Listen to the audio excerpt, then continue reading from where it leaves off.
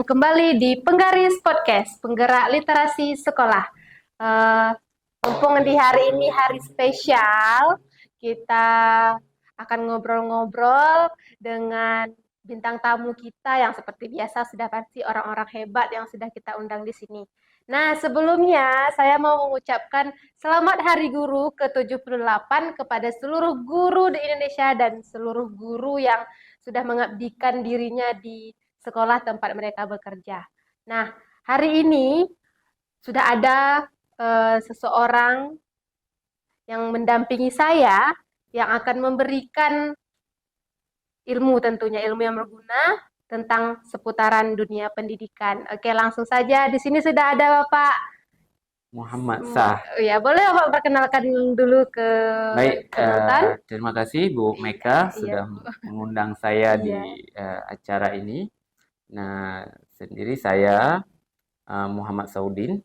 Saya selaku guru di Sekolah Luar Biasa Negeri Aceh Barat Daya dan untuk sementara saya baru 10 tahun mengabdi menjadi guru, Bu. Dan alhamdulillah juga saya diberikan lebih sedikit dari kesempatan dari yang lain di puisi guru. Alhamdulillah saya sampai hari ini sudah menyelesaikan pendidikan sampai jenjang doktor di Alhamdulillah. Cina. Iya. Dan inilah kesempatan kita mungkin untuk berbagi di sini Iya. apa yang kami rasakan dengan anak-anak yang istimewa, anak-anak yang disabilitas, yang kebutuhan khusus di sekolah kami, bagaimana cara kami menangani mereka. Tentu di sekolah umum juga banyak, tapi banyak guru yang tidak paham itu. Boleh tahu dulu S1-nya berarti di Saya dulu S1 bimbingan penyuluhan Islam di Fakultas Dakwah UIN Araniri sekarang. Lalu melanjutkan S1 kedua saya di Universitas Pendidikan Indonesia Bandung untuk pendidikan luar biasa. Lalu melanjutkan S2 saya di Universiti Pendidikan Sultan Idris di Malaysia untuk pendidikan luar biasa juga. Lalu melanjutkan ke S3 saya untuk pendidikan luar biasa juga di Cina. Dan alhamdulillah bulan 4 kemarin baru selesai. Ini saya sendiri merasa minder ya, kita dengan dari S1-nya udah 2 kali S1, lanjut S2, lanjut dokter lagi di negeri.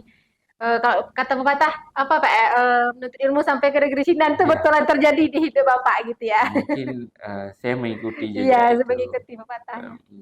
Jadi ya alhamdulillah saya mendapatkan kesempatan itu di antara ini karena memang saya memanfaatkan momen belajar saja dan situasi, dan di saat momen itu ada saya memanfaatkan momen, alhamdulillah saya mendapatkan kesempatan itu. Berarti itu bahwa belajar itu tidak sampai sudah jadi guru, stop sampai di situ. Tidak boleh berarti. Karena cara pandang saya gini, Bu. Kita maksa siswa untuk belajar. Lalu guru berhenti mengajar. Makanya cara pandang saya di sini, kalau guru berhenti belajar, maka musibah bagi saya untuk siswanya. Jadi bagi saya adalah tidak ada alasan untuk melakukan pengembangan diri. Memang terkadang tidak semua orang mendapatkan kesempatan yang sama untuk melanjutkan pendidikan. Tapi untuk memperbaiki pengembangan dirinya boleh dilakukan dengan cara mungkin dengan pelatihan, belajar mandiri, dan juga mengikuti diklat. Saya pikir ini yang perlu ada di mindset guru yang era sekarang era zaman digital nih Pak ya. Karena kita akan kalah dengan siswa kita. Walaupun dia di SD. Tidak hanya mungkin orang menganggap anak SMA aja. Kalau kita nggak mau berubah dan belajar, kadang pun kita di SD pun guru-guru di SD itu merasa kewalahan menangannya. Karena secara dunia digitalisasi mereka lebih expert di bidang itu. Berarti mendidik sesuai zamannya ya Pak. Betul. Jadi cara seperti itu Bu. Iya. Dengan ilmu yang sudah ada, kita mau berbagi nih. Mungkin ini kan di hari guru ya Pak, hari kita nih. Jadi di hari ini hari kita ya, itu hari guru gitu.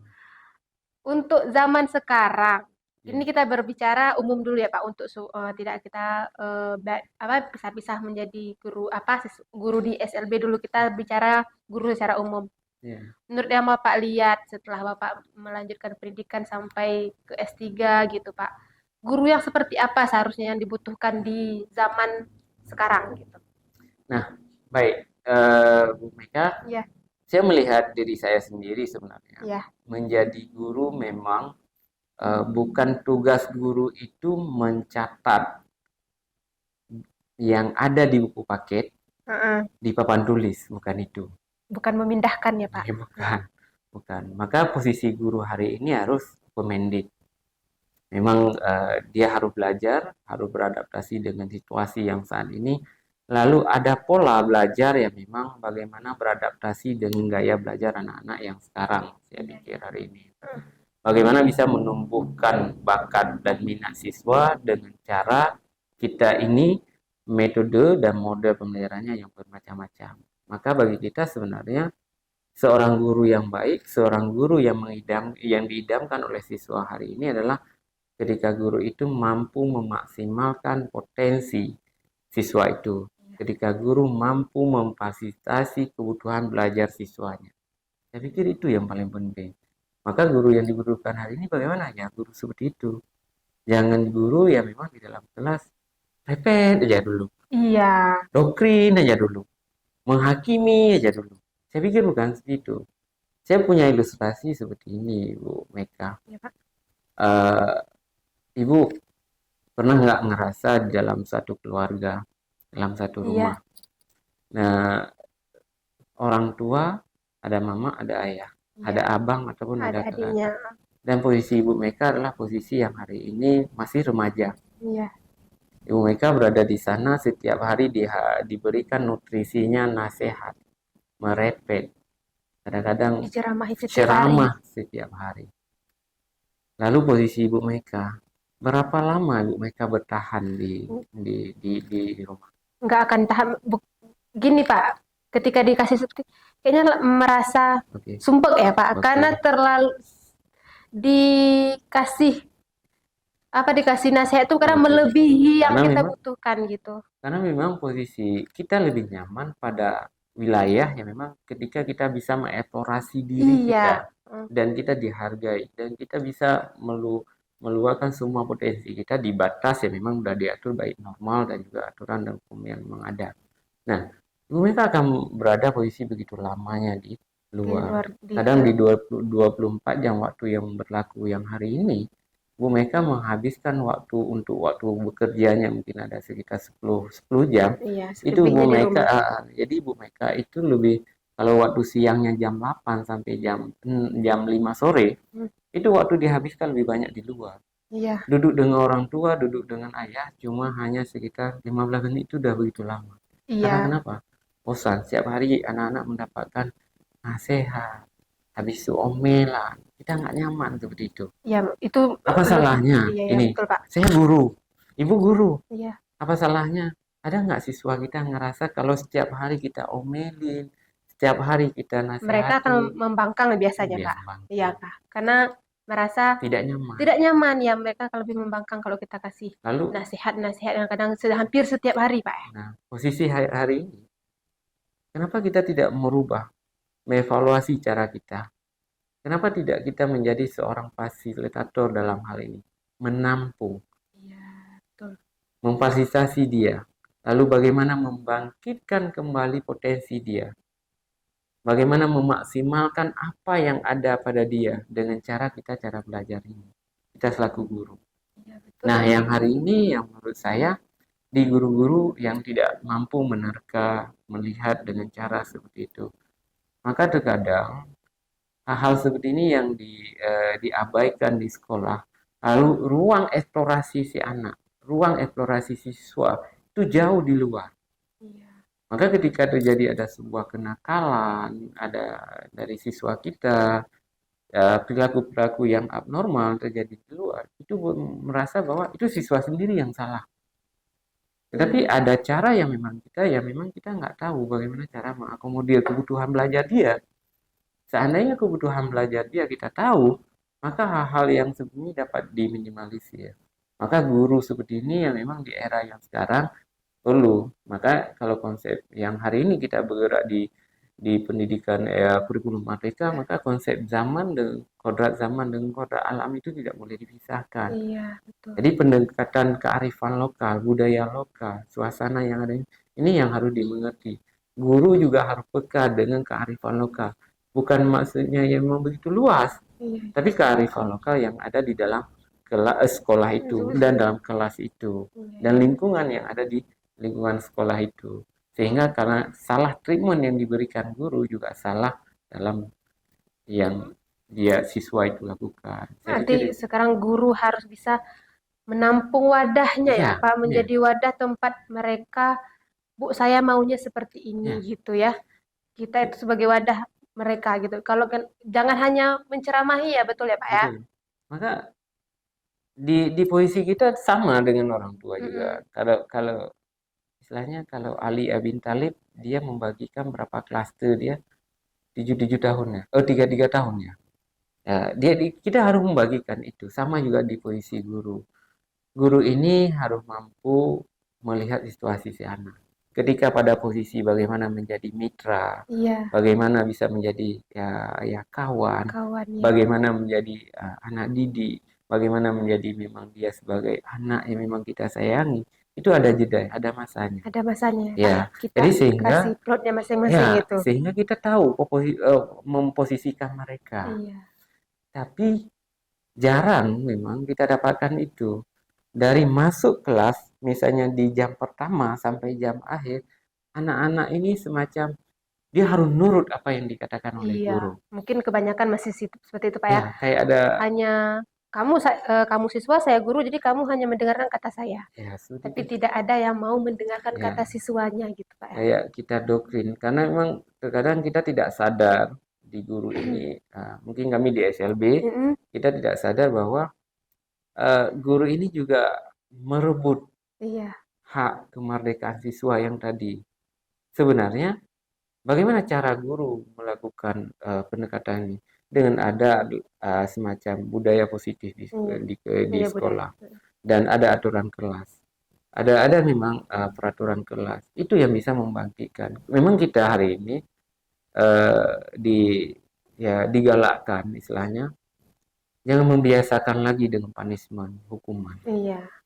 Memang dibilang, ya kita ini hari ini proses pendidikan memang dari produk dari hukuman. Tapi zamannya sudah berubah. Iya, nggak mungkin lagi disamakan. Saya dulu waktu SD pernah dipukul ketika saya terlambat sekolah. Iya. Maka hari ini apakah kita harus melakukan hal yang sama kepada siswa kita? Nggak mungkin lagi, Pak. Zamannya sudah berubah. Lalu bagaimana cara kita, Bapak Ibu semua? Saya pikir di sini di guru harus tahu celah. Harus cerdik.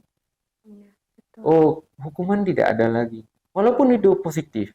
Bagi saya melihatnya ada istilahnya hukuman positif. Bagi saya nggak ada. Hukuman positif. Sama dibilangnya ngetren sekarang anak-anak kuliah, anak-anak sekolah hari ini pacaran dalam bingkai Islam. Nggak ada pacaran Islam. Gitu dia. Kalau bukan kenapa harus buat kompilasi seperti itu? Karena kita harus tahu dulu celah cara kerjanya. Jadi kalau celah kerja hukuman jelas punishment yang diberikan. Dia udah ada salah maka ada diberikan sanksi. Maka di sini guru ketika melihat anak-anak memiliki kecenderungan melakukan kesalahan itu besar, apa salahnya kita buat sebuah semacam budaya positif, kita membuat aturan kelas yang ada di sekolah. Semua anak-anak kita ajak, kita sepakati dengan aturan itu. Melibatkan mereka. Bukan hanya mereka dihargai. Iya, dihargai, merasa dihargai, betul, Pak. Lalu mungkin kita buat lagi sampai kepada peraturan kelas dan kebiasaan kelas. Kita buat seperti itu. Nah, terkadang di mindset kita, guru-guru kita belum melakukan, sudah awal down. Enggak mungkin anak-anak kita di sini seperti itu, enggak mungkin. Tapi cara kita adalah lakukan dulu, upayakan dulu. Libatkan semua elemen yang ada dalam kelas, dalam sekolah yang ada di sekolah kita bertugas untuk ini. Sehingga kenapa? Chemistry-nya dapat siswa dengan guru sehingga ada rasa yang cocok di situ. Jadi mereka juga nyaman ya ke sekolah, Pak ya. Ketika merasa gurunya enak, gurunya mengerti apa yang dia mau, dia mau belajar dengan guru tersebut gitu. Ya, kalau saya pikir seperti itu, Bu. Karena gini, kadang-kadang anak hari ini nggak datang. nggak datang sekolah karena pernah dilakukan traumatis. Ada guru A memberikan hukuman kalau dia tidak datang di hari, maka hari yang besoknya dia mau datang, dia takut, gemetar, karena ada trauma. hukuman yang menunggu. Ini dia dalam keadaan menggigil. Dia akan dilakukan apa nih? Dia akan kasih punishment apa kepada saya? Karena sudah berlaku aturan itu. Maka kita bagi saya di sini makanya kayak sama juga. Terkadang ini memberikan punishment yang sifatnya positif seperti itu dianggap baik. Saya pikir kita harus pisahkan lah. Harus pisahkan. Bagusnya bagaimana? Ayo kita bangun kembali dengan budaya positif kita. Libatkan mereka. Budaya misal peraturan kelas kita. Misal hari ini. Setiap anak-anak dalam kelas jangan pernah buang sampah dalam kelas. Buat kesepakatan dengan siswa. Ini kita biasanya enggak. Siapapun yang membuat sampah di kelas, maka punishment-nya, sanksinya adalah harus membawa A, misalnya harus melakukan B. Budayanya tujuannya positif. Iya, tapi caranya yang berbeda. Maka apa salahnya kita membiasakan dengan konteks yang sekarang? Silahkan anak-anak kita libatkan. Kita tidak boleh buang sampah di sini. Sampah akan berdampak sosial, lingkungan tidak bagus.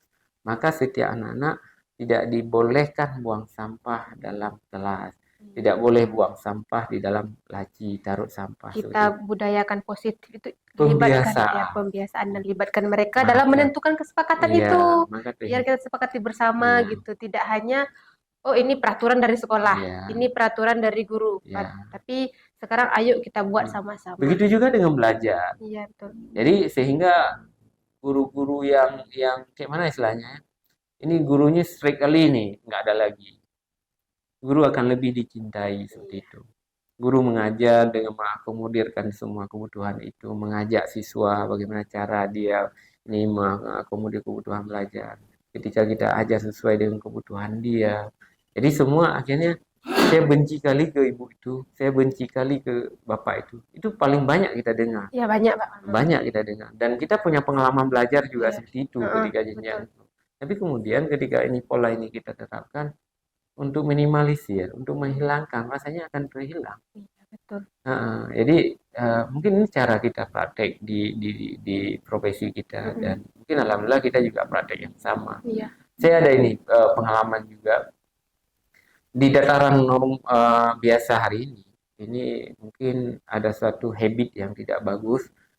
Dia mungkin siswa udah alumni, dia udah 5 tahun yang lalu dia udah alumni. Sebenarnya kan nggak ada apa-apa lagi dengan kita ya, nggak harus ada kesepakatan aturan lagi dengan kita. Karena udah tamat, dan institusi kita udah lepas. Tapi antara siswa dengan orang tua itu masih melekat, dengan guru masih melekat. Ada semacam ikatan batin. Ada penghargaan yang luar biasa yang saya dapatkan. Itu siswa tunarungu. Mungkin saya sebutkan di sini walaupun tidak bagus. Nggak masalah, Pak, lanjut aja. Dia merokok. Iya. Jadi kan ini jadi pengalaman itu. Dia merokok. Dia udah tamat 5 tahun. Iya. Ketika berjumpa dengan saya di warung kopi, dia buang rokok dulu untuk bersalaman dengan saya. Karena udah dibudayakan di sekolahnya. Itu dia. Maksudnya saya sampaikan ada pembiasaan itu, cara ta'zim dia, cara hormat kita. Nah, dia tidak lagi membedakan kita karena karena memang mantan gurunya, istilahnya walaupun nggak ada mantan guru ya tetap guru. Dia menghargai kita, pembiasaan yang tadi. Kita menghormati dia, kita menghargai dia. Sehingga sampai kapanpun dia berjumpa hari ini dengan kita, dia hargai kita. Dan saya sangat berterima kasih dengan walaupun ya memang mereka punya berkebutuhan khusus dengan memiliki satu hambatan yang diberikan memang oleh Allah kepada mereka, tapi cara menghormati itu jauh lebih mulia saya lihat hari ini. Ada jumpa dengan kawan-kawan yang lain, ada guru malah ketika hal itu nggak ada respect. Nah, kenapa tadi kami undang Bapak ke sini? Terkadang seperti Bapak bilang tadi, malahan lebih bagus etikanya anak-anak yang lulusan dari kita anggap mereka punya kekurangan, Pak. Berarti kenapa gurunya di situ mungkin lebih melibatkan perasaan itu, makanya Itu yang kami minta, apa tipsnya, bagaimana caranya kami yang di sekolah diberikan anak sempurna nih Pak istilahnya, anak yang tanpa kekurangan, tapi malah kami kewalahan. Seharusnya kalau dibilang seharusnya kewalahan itu lebih besar di sekolah luar luar biasa biasa Pak. seharusnya. Tapi saat ini kita lihat berbanding terbalik ya Pak, Iya. rasanya lebih lebih parah di sekolah anak-anaknya yang Ya. terbilang tanpa kekurangan gitu Karena Pak. memang saya mendapatkan ini di tahap awal Bu Monika, kami selaku guru ini semenjak saya 2013 menjadi guru pendidikan luar biasa di sekolah luar biasa Aceh Barat Daya. Alhamdulillah di awal proses Iya Pak. pembelajaran kita selalu mengawali dengan sebuah identifikasi tentang si anak karena itu penting bagi kami sebenarnya. Lalu ketika kita tahu dia punya kecenderungan ini punya hambatan, lalu maka kita akses dia dengan melakukan asesmen awal, asesmen Iya. diagnostiknya. Jadi kemudian kita tahu apa yang menjadi hambatan dia, apa yang menjadi tantangan dia. Lalu kemudian kita mampu membuat sebuah rancangan pembelajaran untuk dia, peta profil dia, kalau kami sebut dengan ya PPI, pembelajaran individu dia, program pembelajaran Iya, iya individu betul. dia. Jadi semenjak kemudian ini menjadi profil dia. Kita tahu apa kebutuhan belajar dia. Dalam masa 3 bulan, 6 bulan apa kebutuhan belajar dia. Berarti ada setelah diidentifikasi adanya dilakukan proses Ya, dan dievaluasi ya, lagi. dengan ada program pembelajaran individu dia. Iya betul. Nah, makanya di sini kita tahu. Lalu kita ngajar. Lalu kita tahu bagaimana sampai riwayat kesehatan dia. Anak-anak ini dengan masalah kesehatan ini sangat serius. Iya. Kalau kita tidak tahu tentang rekam jejak masa lalu dia, masa lahir dia juga akan bermasalah ketika kita tangani dia di dalam pembelajaran. Maka tidak heran bagi guru di sekolah kami melibatkan orang tua menjadi narasumber dalam hal ini mencari informasi tentang anaknya. Apa sih riwayat dari nol hari satu hari pertama sampai hari ini dia di sekolah. Kita tahu rekam jejak itu. Kemudian baru kita berikan treatment pembelajaran dia. Nah, program dia. Harusnya kan hal itu bagus juga ketika kami lakukan di sekolah biasa ya Pak, karena memang harus. Karena anak sekarang kita kalau nggak dicari tahu dulu nih background awalnya, kita tidak tahu akan memberikan yang seperti apa untuk mereka gitu. Betul, berarti itu yang harus dilakukan juga di guru ini. Maka menarik di era sekarang di Menteri Mas Nadiem ya, dengan memperlakukan kurikulum merdeka. Saya lihat itu. Maka di sekolah memang diberikan kesempatan melakukan asesmen. Memang di asesmen ini di guru-guru harus paham dulu. Ada yang non kognitif, ada yang kognitif. Ya, itu yang harus dipahami. Kemudian ketika di asesmen awal itu kita tahu tentang kebutuhan belajar si anak. Bagaimana cara mengelompokkan, bagaimana cara untuk mengajar si anak. Inilah yang harus guru lakukan. Maka saya melihat mungkin berekspektasi, berasumsi, apakah ini tidak dilakukan oleh guru-guru kita hari ini. Nah, sungguh sayang bagi kita hari ini seorang guru mengajar si anak dan itu tidak dilakukan. Saya membuat sebuah analoginya, bagaimana kita berjalan, Ibu, di dalam gelap gulita, tapi tidak ada sebuah senter ataupun lampu penerang, obor penerang.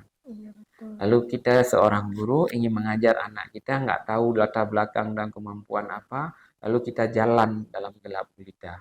Nggak akan ketemu tujuannya kemana. Nggak tahu kemana, siapa tahu itu memang sungai yang lepas, lalu kita terjebak dalam sungai itu. Maka apa salahnya seorang guru menggunakan sebuah senter sebagai penerang bagi dia untuk bisa berjalan dengan lurus.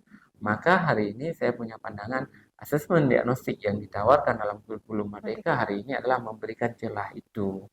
Maka sangat sayang bagi kita melihat guru-guru yang hari ini tidak memanfaatkan celah itu. Saya pikir seperti itu. Maka di kami memang sudah duluan melaksanakan itu. Luar biasa. Maksudnya berarti kurikulum Merdeka ini memang disediakan untuk kita lebih mengetahui ya Pak, lebih mengetahui anak-anak didik kita ini yang kebutuhannya yang seperti apa. Nah, ini luar biasa. Mungkin kami juga udah biasa nih kita dengar kurikulum Merdeka itu mungkin semua yang udah bahas Pak.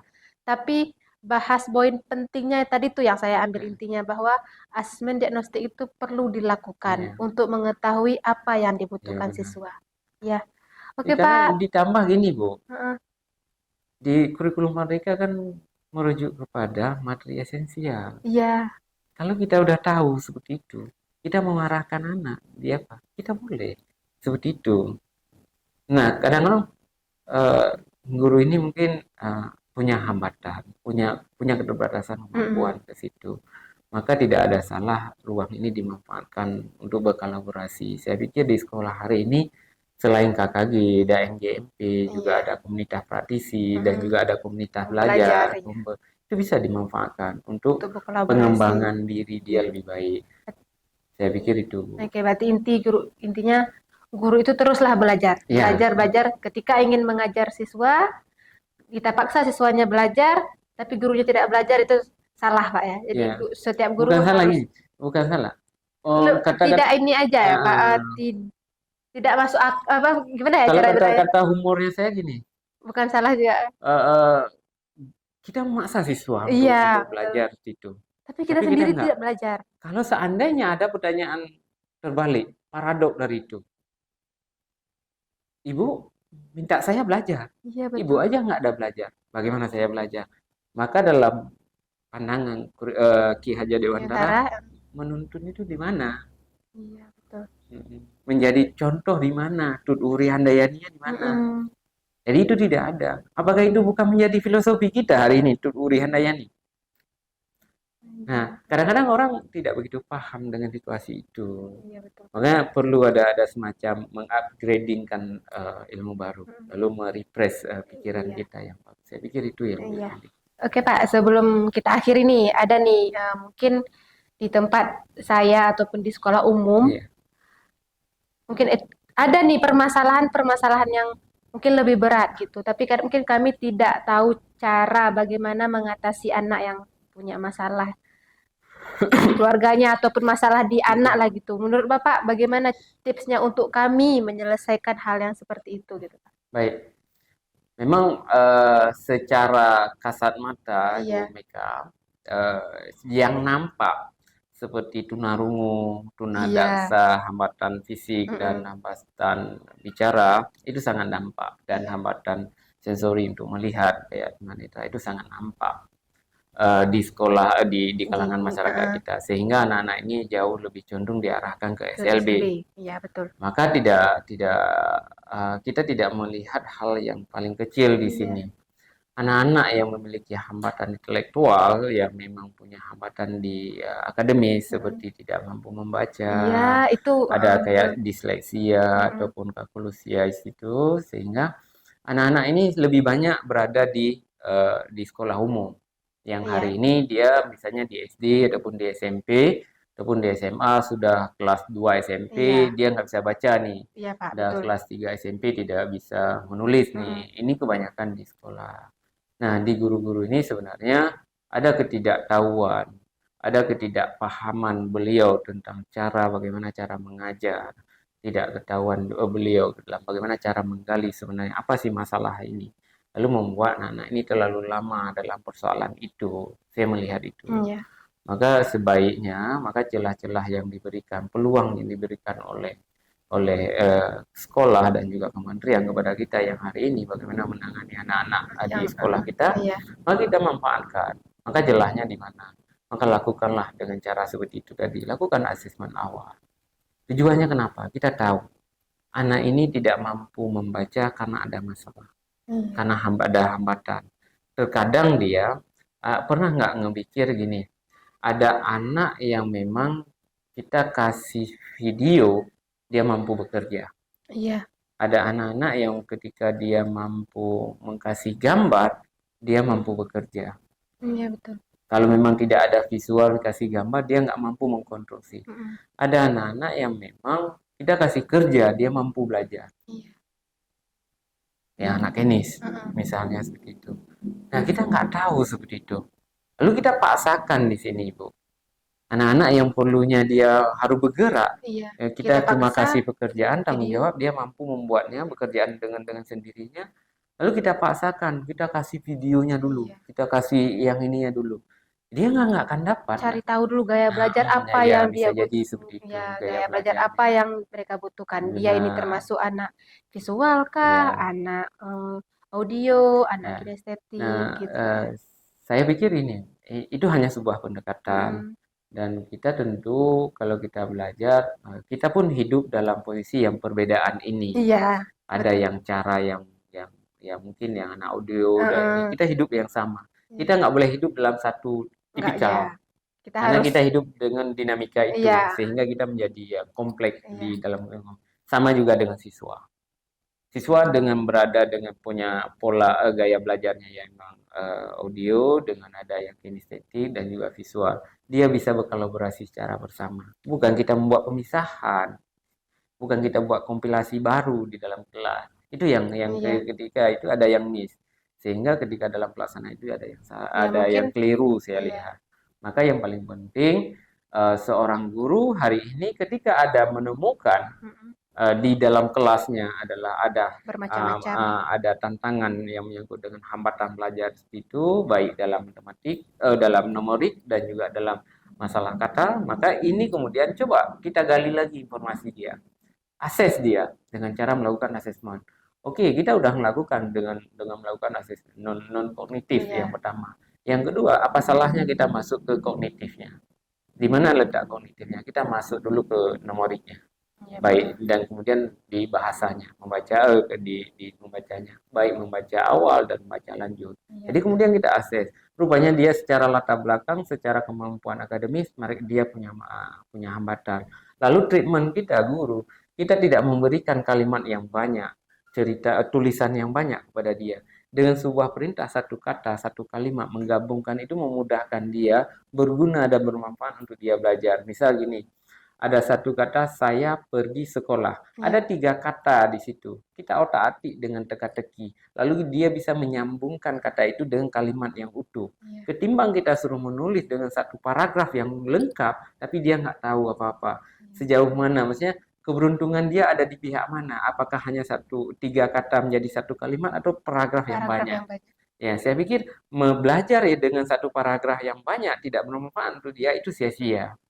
Lebih baik satu kalimat tapi masuk ke dia Pak ya. Iya, jadi seperti itu. Maka ini ada celah seni di guru melihat peluang ini. Saya pikir sama seperti kami di SLB, kami dapat melihat seperti itu.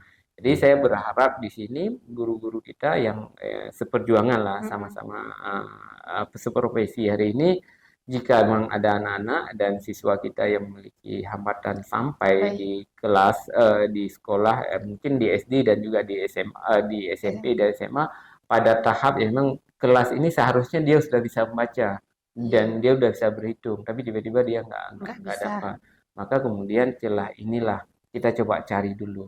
Rekam jejaknya bagaimana? Cari dulu asesmen dulu ya. sampai ini, karena kita dibolehkan sekarang Ya, untuk benar. melakukan hal yang seperti itu. Mungkin kalau dulu mungkin ada rasa segan, tapi sekarang di kurikulum Merdeka kita diberikan